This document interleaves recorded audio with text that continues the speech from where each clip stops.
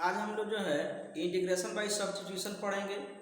तो इसमें क्या है कि जब फंक्शन दिया रहे यानी इंटीग्रांड जो दिया रहे उसका जो डायरेक्ट अगर इंटीग्रेशन मालूम नहीं हो तो उसको क्या करते हैं, इंटीग्रांड को कुछ सूटेबल जो है नंबर मान लेते हैं वेरिएबल के रूप में। उसके बाद जो है मानने के बाद उसको डिफ्रेंशिएट करने के बाद उसमें जो है जो इंटीग्रांड है वो जो इंटीग्रेबल फंक्शन के रूप में आ जाता है। इंटीग्रेबल फंक्शन कहने का मतलब है कि ऐसा फंक्शन जिसका जो है इंटीग्रेशन आसान हो, जिसका इंटीग्रेशन आप फार्मूला बेसिस पर जानते हो, तो उस फॉर्म में आ जाएगा। उसके बाद जो है आसानी से हम लोग इंटीग्रेट कर देंगे और लास्ट में जो फंक्शन जो वेरिएबल आप माने हैं, संख्या माने हैं, उसको उसके जगह पर रख देंगे, बस हम लोगों का इंटीग्रेशन हो जाएगा। अब देखते हैं इस चीज़ को भाषा में लिखा गया है। पहले जो इंटीग्रेशन बाय सब्स्टिट्यूशन प्रतिस्थापन विधि द्वारा समाकलन, तो इसमें होता क्या है, इन दिस मेथड, इस विधि में वी पुट हम रखते हैं या सब्स्टिट्यूट माने प्रतिस्थापित करते हैं द इंटीग्रांड समाकल्य को, यानी जो फंक्शन जो दिया गया इंटीग्रेशन के लिए उसको कहते हैं समाकल्य यानी इंटीग्रांड कहते हैं। एज ए सुटेबल वेरिएबल, एक सुटेबल वेरिएबल के रूप में उसको रखते हैं सच दैट, इस प्रकार से कि इंटीग्रांड इज रिड्यूस्ड, यानी इंटीग्रांड रिड्यूस हो जाता है यानी टूट जाता है इनटू एन इंटीग्रेबल फंक्शन, एक इंटीग्रेबल फंक्शन के रूप में। एंड देन उसके बाद you the result of integration, और उसके बाद इंटीग्रेशन के रिजल्ट का जो हम लोग यूज कर लेते हैं। जैसे कि यहाँ पर अर्थात दैट मतलब अर्थात if we have to find the integral of इतना, इसका इंटीग्रेशन हम लोग ज्ञात करना है। अब इसको जो है जिसका इंटीग्रेशन मालूम करना है उसको हम आई मान लिए। अब इसमें इंटीग्रांड जो है यही है, तो इसको हम पुट कर दिए टी पुट करने में टी मानिए, चाहे वाई मानिए, जेड मानिए, एक्स नहीं मान सकते हैं ताकि एक्स इस क्वेश्चन में ही दिया गया है। अब उसके बाद एक्स के रेस्पेक्ट में इसको डिफ्रेंशिएट कर देंगे। डिफ्रेंशिएट करेंगे तो जी एक्स का डिफ्रेंशिएशन जी डैश एक्स होगा और टी का डिफ्रेंशिएशन एक्स के रेस्पेक्ट में d t by d x होगा। अब क्रॉस गुना करेंगे तो g dash x into d x बराबर डी टी।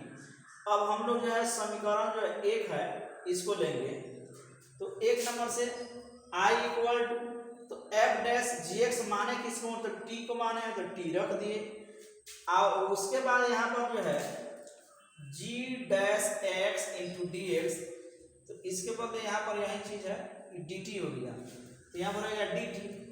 अब जो है ये फंक्शन है एफ डैश टी, इसको इंटीग्रेट करेंगे तो एफ टी आएगा, चूंकि क्योंकि इसको जब हम डिफ्रेंशिएट करेंगे तो ई आएगा, इसलिए इसको इंटीग्रेट किए तो ई आएगा प्लस सी, यानी इंटीग्रेशन कांस्टेंट हो गया सी। उसके बाद टी जो है, टी इस क्वेश्चन में नहीं दिया गया, टी तो हम माने ही गए, इसलिए इस टी के जगह पर हम जी एक्स रख देंगे प्लस सी, यही हमारा इंटीग्रेशन हो जाएगा। अब क्लियर होगा क्वेश्चन से। क्वेश्चन देखते हैं हम लोग थ्योरी पर। Evaluate tan inverse x by 1 plus x square D x, इसका इंटीग्रेशन करना है। तो इसका डायरेक्ट इंटीग्रेशन जानते नहीं है, तो इसको मान लीजिए लेट आई इक्वल टू इतना। अब सोचेंगे इसमें से कौन सा पार्ट हम पुट करें कि डिफरेंशिएशन करने के फलस्वरूप वो हट जाए और फंक्शन जो है आसान हो जाए। तो tan इनवर्स x को हम पुट करेंगे तो उसको डिफरेंशिएट करेंगे तो हमको 1 बाई 1 प्लस एक्स स्क्वायर प्राप्त होगा जो हट जाएगा, और उसके बाद ये आसान हो जाएगा। तो tan इनवर्स x को हम t मान लिए, इसको डिफरेंशिएट किए x के रेस्पेक्ट में, ये हो गया 1 बाई 1 प्लस एक्स स्क्वायर और dx, यहाँ पर dt बाई dx होगा, तो वही dx यहाँ पर आ चुका है। अब समीकरण नंबर जो एक है इसमें आएंगे। अब चूंकि tan इनवर्स x हो तो हम t मान लिए हैं, इसलिए यहाँ पर t हो गया, यहाँ पर dx by 1 plus x square, वही है यहाँ पर dx by 1 plus x square, तो यहाँ पर जो है इसके बदले हमको प्राप्त हो गया dt रख दिए। अब यहाँ पर t का फंक्शन है, t के रेस्पेक्ट में हो रहा है, इसलिए अगर मान लीजिए x रहा था इसका इंटीग्रेशन एक्स स्क्वायर बाई 2 होता है, इसलिए t है तो टी स्क्वायर बाई 2 हो गया प्लस c, और t माने किसको है, तो tan इनवर्स x को माने हैं टी, इसलिए tan इनवर्स x यहाँ पर रख दिया, यही हमारा इंटीग्रेशन हो गया। फिर जो क्वेश्चन है यहाँ पर evaluate 1/x into log x dx, इसका इंटीग्रेशन ज्ञात करना। तो इसका हम लोग डायरेक्ट इंटीग्रेशन जानते नहीं हैं, तो हम लोग सोचेंगे कि log x को हम पुट करेंगे या डिफरेंशिएट करेंगे तो 1/x हट जाएगा, 1/x हट जाएगा। तो यहाँ पर log x को हम t मान लिए, उसके बाद डिफरेंशिएट किए तो log का डिफरेंशिएशन 1/x यहाँ पर dx, उसके बाद dt हो गया। अब जो एक नंबर माने इसमें फिर से आएंगे हम लोग। अब यहाँ पर 1 log x को हम t माने तो t हो गया, यहाँ पर जो है dx/x यानी है dx बटा में x, इसके बदले हो जाएगा हमारा dt, तो dt हो गया। तो बता गया अगर 1/x होता तो इसका इंटीग्रेशन -1/x² होता। तो यहाँ पर 1/t है, इसलिए इसका इंटीग्रेशन 1/t² अब प्लस c हो गया। t माने किसमें होता है log x को रख दिए, यही हमारा इंटीग्रेशन हो गया। अब क्वेश्चन है यहाँ पर इवेल्युएट cos sin x, यानी cos sin x है into cos x dx। अब इसको इंटीग्रेट करना। अब इसका इंटीग्रेशन तो जानते नहीं है, तो अब देखेंगे हम क्या पुट करें, इसमें क्या पुट करें।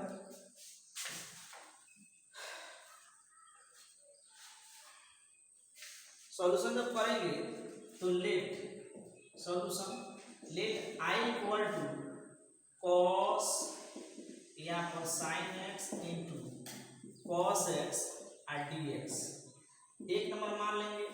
अब हम सोचेंगे कि साइन को अगर पुट करेंगे, यहाँ पर cos sin x है, साइन को पुट करेंगे डिफरेंशिएट करेंगे तो उसका डिफरेंशिएशन cos x होगा जो हट जाएगा। इसके क्या करेंगे put sin x equal to t differentiate with respect to x, इसका डिफरेंशिएशन हो जाएगा cos x dx, यहाँ पर हो जाएगा dt। एक नंबर समीकरण में आएंगे तो यहाँ पर हो जाएगा I equal to cos sine को तो हम t मान लिए हैं, t हो गया, cos x dx बोले हो गया dt। अब यहाँ पर जो इसका इंटीग्रेशन हो जाएगा sin t प्लस c, अब हो गया sin t, तो t माने किसको है तो sin t, तो यहाँ पर हो जाएगा sin x प्लस c, यही हो गया हमारा आंसर।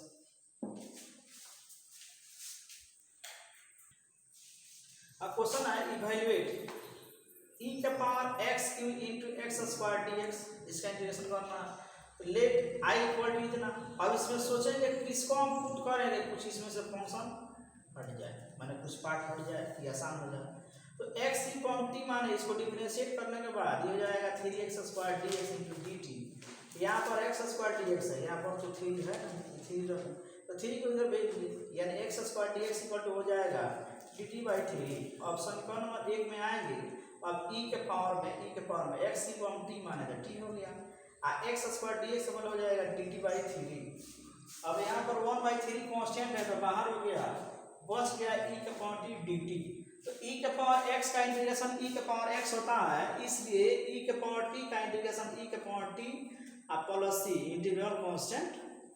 अब 1/3 e के पावर में t है तो t माने किसको है तो x³ को माने हैं, तो x³ को रख देंगे प्लस c, यही हमारा हो गया इंटीग्रेशन। तो कुछ हम लोग इंपॉर्टेंट जो रूट्स जानते हैं, इंटीग्रल्स का रूट जानते हैं, इंटीग्रल्स ऑफ द फॉर्म। तो यहाँ पर इंटीग्रल्स लिख दिए, उसके बाद इसका रूट्स लिख दिए। तो मान लिया कोई फंक्शन है, इसका आर्गुमेंट हो गया e के पावर ax, यानी एक्सपोनेंशियल फंक्शन है। तो एक्सपोनेंशियल जो फंक्शन है e के पावर ax, इसको हम पुट कर लेंगे t, उसके बाद डिफरेंशिएट करेंगे, हमारा जो है क्वेश्चन आसान हो जाएगा, इंटीग्रल भी आसान हो जाएगा। 2 नंबर में फंक्शन है और ऊपर चाहे नीचा हो ITF माने इनवर्स ट्रिग्नोमेट्रिक फंक्शन, जैसे कि हम लोग क्वेश्चन देख चुके हैं। तो इनवर्स ट्रिग्नोमेट्रिक फंक्शन को हम लोग पुट कर लेंगे t। अब इनवर्स ट्रिग्नोमेट्रिक फंक्शन में sine inverse, cos inverse, tan inverse कुछ भी हो सकता है। 3 नंबर में fx है, बाटा में लॉगरिथमिक फंक्शन है, लॉगरिथमिक लॉग वाला फंक्शन। तो आगे ऊपर नीचे कोई भी हो सकता है, तो कोशिश करेंगे उसमें लॉगरिथमिक फंक्शन को हम t पुट करेंगे, उसके बाद डिफरेंशिएट करेंगे, उसके बाद जो है इंटीग्रेबल फंक्शन है उसके रूप में आ जाएगा। अब यहाँ पर जो है 4 नंबर में fx जो शॉर्ट यानी करनी का जो घात है, यानी ऑर्डर है, कोटि है n, और dx। तो इस हाल में हम fx को t पुट करेंगे, इसके पावर में n हो जाएगा। जैसे कि मान लीजिए कि x का यहाँ पर करने का जो है कोटि है 3 है, तो इसमें x को हम t के पावर 3 मानेगा। यहाँ पर 5 रहता तो यहाँ पर हम 5 मानते।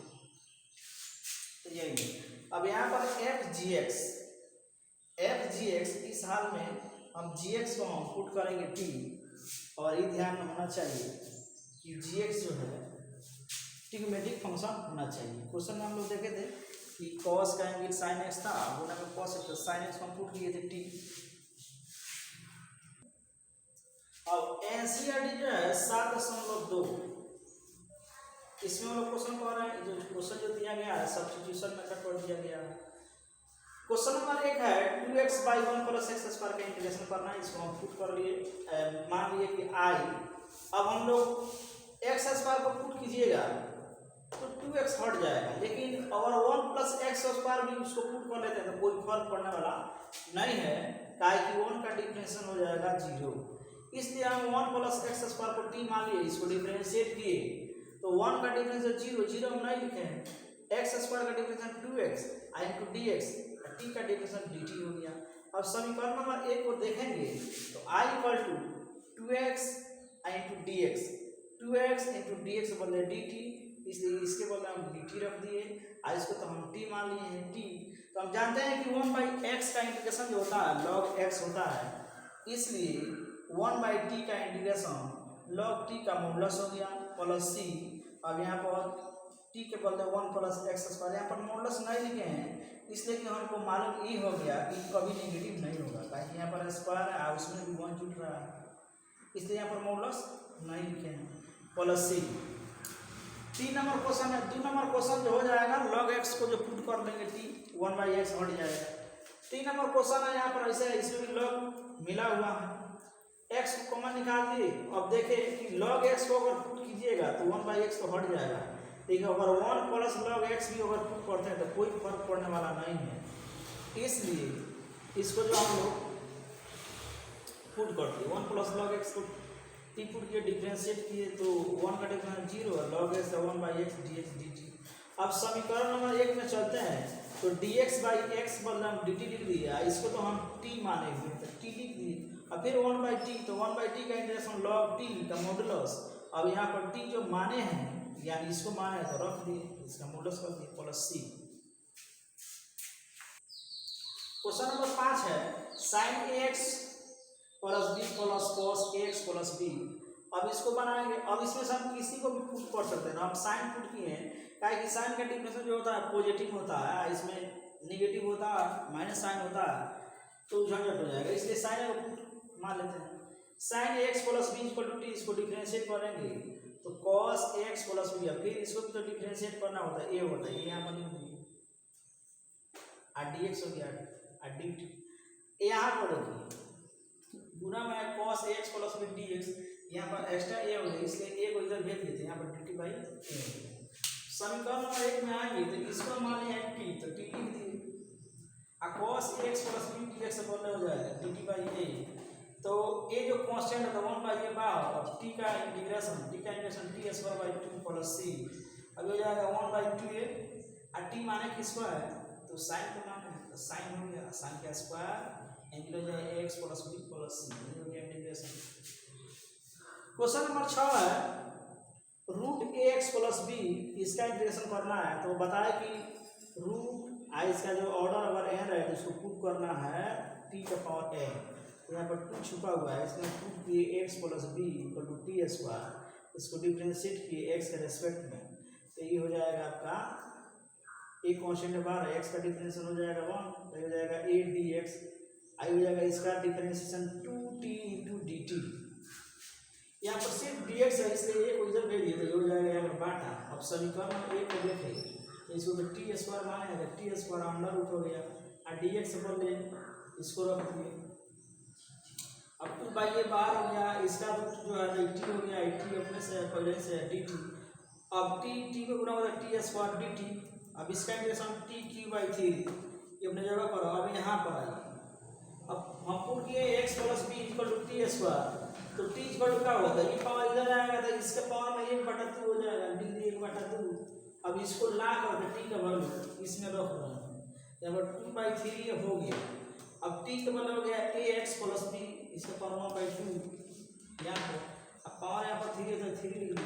अब कोष्ट के अंदर में अब बाहर में पावर दोनों पावर में गुना हो जाता है, तो ये हो जाएगा 2/3, दोनों पावर में गुना होता है, a होगा ax प्लस b के पावर में 3/2 प्लस c, यही हमारा आंसर हो गया।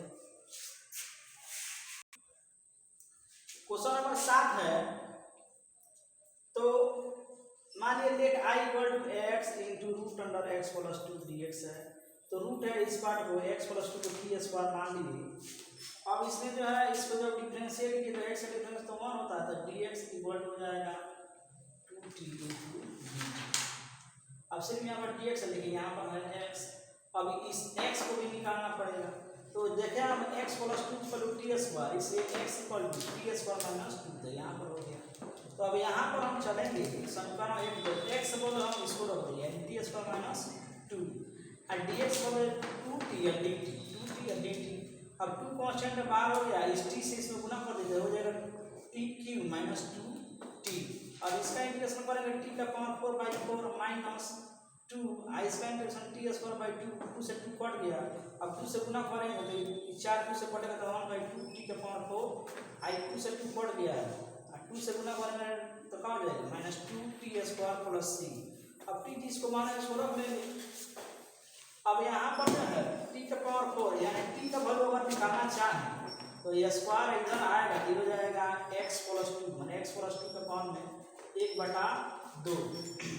अब t जब रखें इसको, अब यहाँ पर है 1/2 x बोले x t के बदले x प्लस 2 इसके पावर 1/2 यहाँ पर पावर 4 है इसलिए 4 minus 2t square, t square तो यहाँ पर x प्लस 2, तो यहाँ पर रख लीजिए x plus 2 plus c।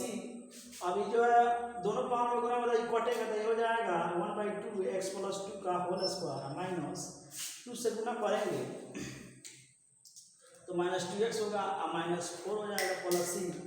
Indefinite integration में अगर एक से अधिक कांस्टेंट है 2 3 4 तो सबको जो है मिला के इक्विवेलेंट कांस्टेंट मान लेते हैं, यानी यहाँ पर -4 और प्लस c मिल करके इसके बदले में ये वही हो गया प्लस k, यानी हमारा आंसर हो जाएगा 1/2 x प्लस 2 का whole square minus 2x plus k। अब क्वेश्चन नंबर जो 8 है, क्वेश्चन नंबर 8 ऐसा ही है, और जो 7.2 जो है होमवर्क है और सब जो क्वेश्चन है अगला वीडियो में सॉल्व होगा।